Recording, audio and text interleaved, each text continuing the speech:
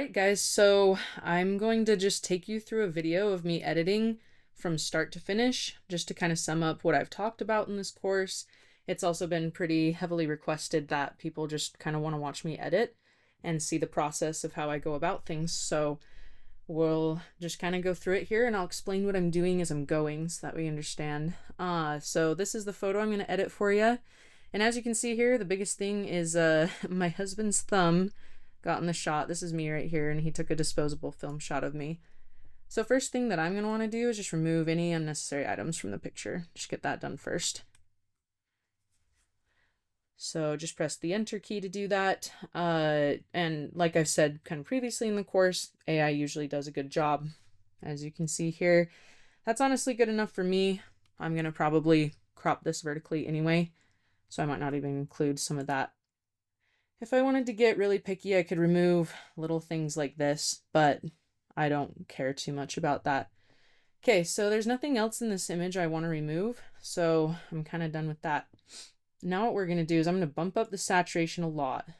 Okay, don't worry, it's not going to, unless you want it to end up like this, but it's not, this is not going to be the final version, but rather I'm bumping up the saturation just so I can see my colors really good right now.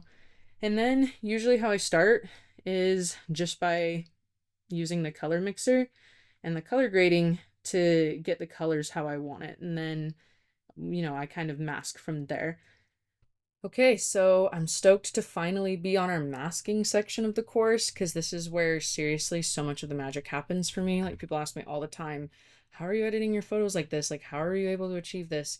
So much of it is through this masking tab right here. This is seriously one of the most useful tabs for me.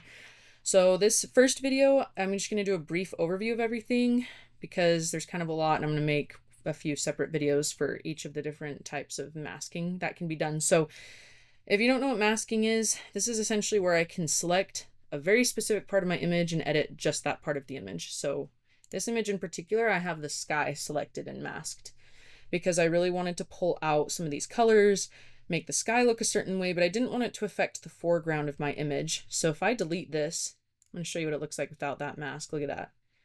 This was just the raw scan. It's a little bit edited because I edited the foreground, but like not a lot of colors happening here. There was really a lot I wanted to keep doing with it. And so you can see how much of a difference that the mask made. It makes all the difference in my opinion. So if you click this plus button, you can mask subjects, skies, backgrounds, people. You can brush masks onto your photo, linear and radial gradient. We'll go through these.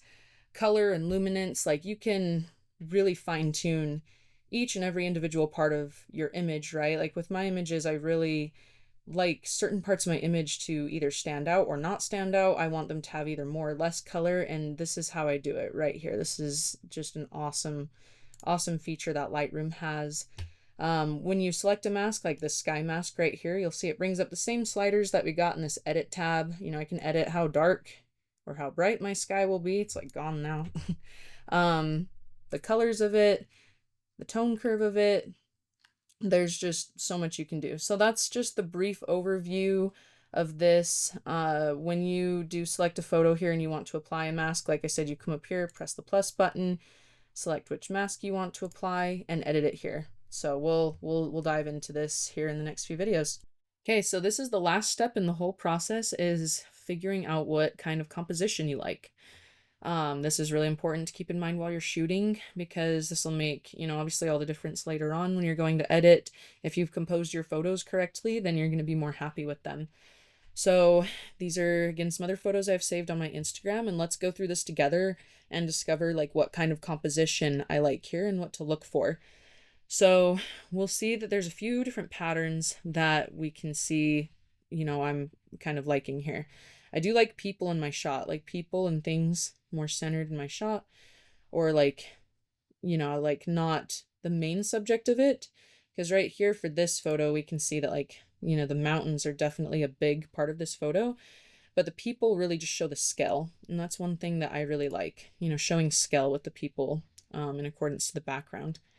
Another pattern we see here is I love having plants in my foreground. So like this is a composition that I absolutely adore because we have some of these flowers framing the image essentially. A little bit the same here. We got some flowers right up at the beginning of the image. And again, another example where, you know, I'm liking plants and flowers placed in the beginning of the image. And this is actually a technique I use a lot. But like if I were to be looking at this from like a fresh standpoint and I didn't really know, I'd want to make note of that. Like, oh, it looks like I do really like having plants and things right in the foreground of my image. That's something that I love. So let's write that down.